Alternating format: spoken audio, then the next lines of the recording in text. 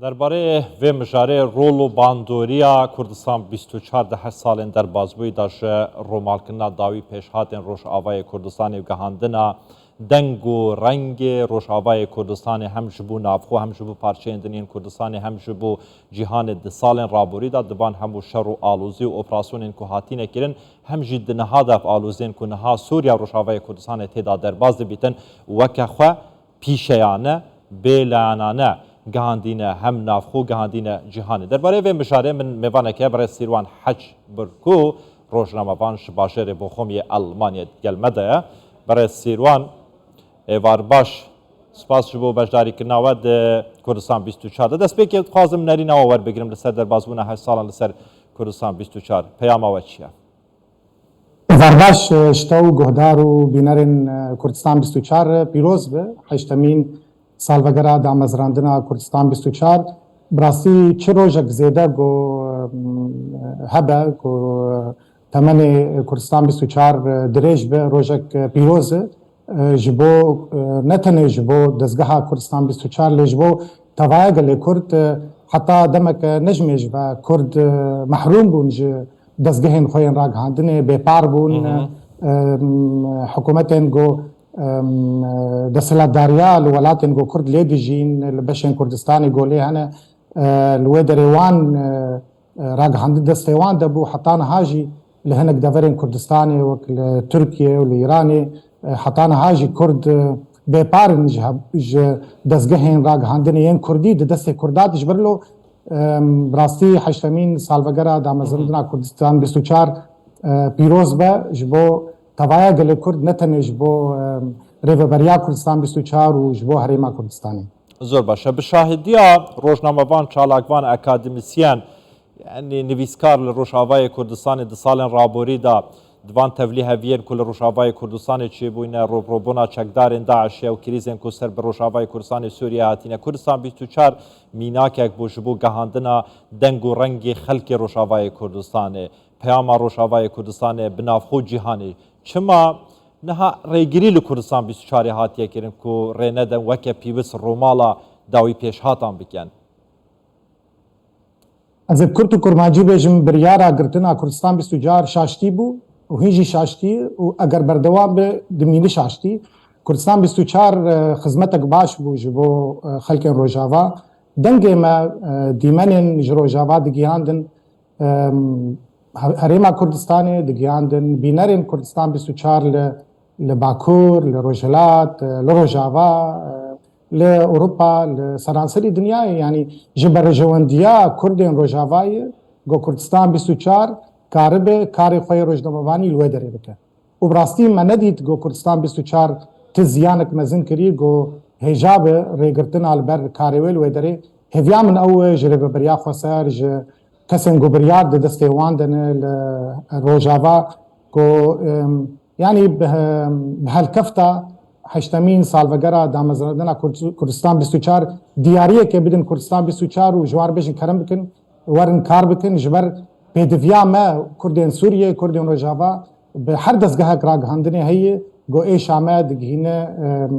کردستانی یعنی از کارم بیجن گوشدما کردستان 24 نما کار دکه ایدی از والا خود دمه گل هریما کردستانی کم کس اگهدارن به چل روجاوا چه دبه راست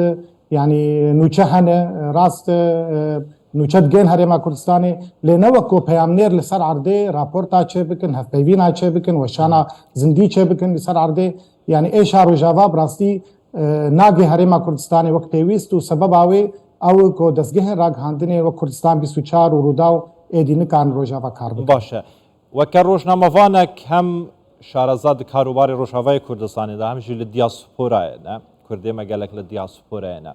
چاوره چه کردستان 24 دیکن ده سالن داهاتی دا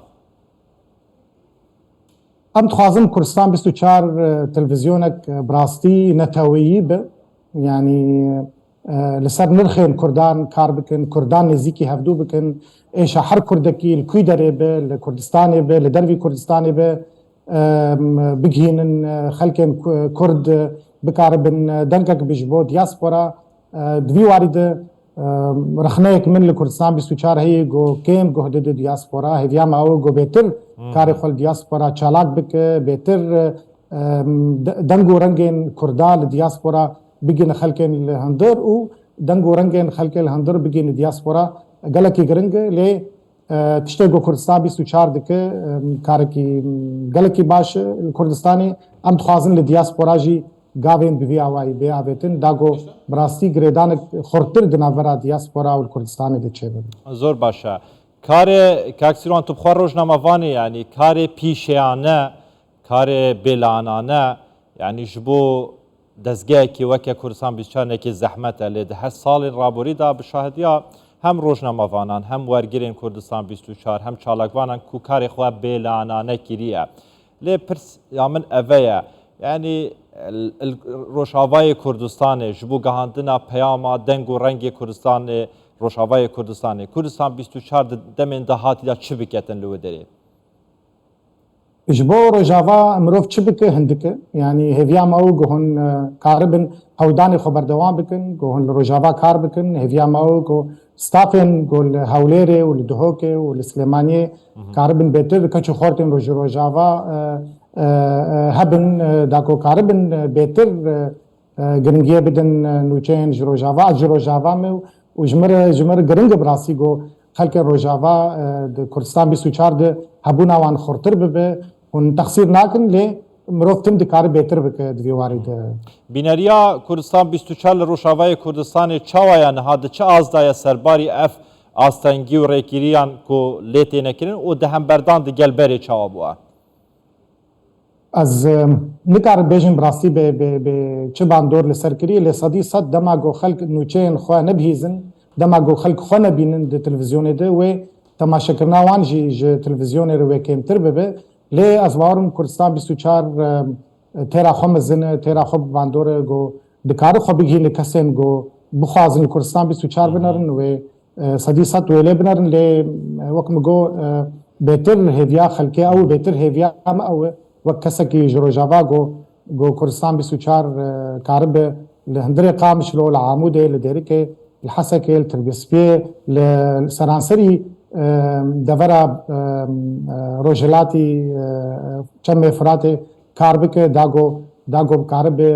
rewşa heyî bigîne xelkê bi taybetî herêma Kurdistanê gojmere yanî dergeheke pir giring ji bo me Kurdê Rojava em dixwazin xelkê herêma Kurdistanê wek çawa niha Cezîra ji bo Xezayê kar dike em dixwazin dezgehên ragihandinê li herêma Kurdistanê bêtir ji bo Rojava kar bikin ji bo ku êşar Rojava bêtir bigînin xelkên me yên li Helepça û Kelar û Silêmanî û Duhok û Hewlêr Zor başa dest xweş birêz Sîrwan Hec Berku rojnamevan ji bajarê Boxomyê Almanyayê pişaz be têbîniyên we pêşniyarên we weke pîwîst de ji aliyê rêveberiya Kurdistan 24 kar li ser hêtekirin bu plana dahatî sala ayinde di heman dem da jî Kurdistan 24 gelek kiriye ji bo Rojavayê Kurdistanê wek erkekê niştimanî peyama Rojavayê Kurdistanê bi şîweyekê aştiyane bi şîweyekê bêlanane gihandiye hem wekete gote di asê navxwe de hem jî cîhanê û dê berdewamî jî li ser vê peyamê ev erk e çûn Kurdistan 24 niştimanane neteweyane bîrkete ve spas erbijît spas ji we re pîroz be ersaq bê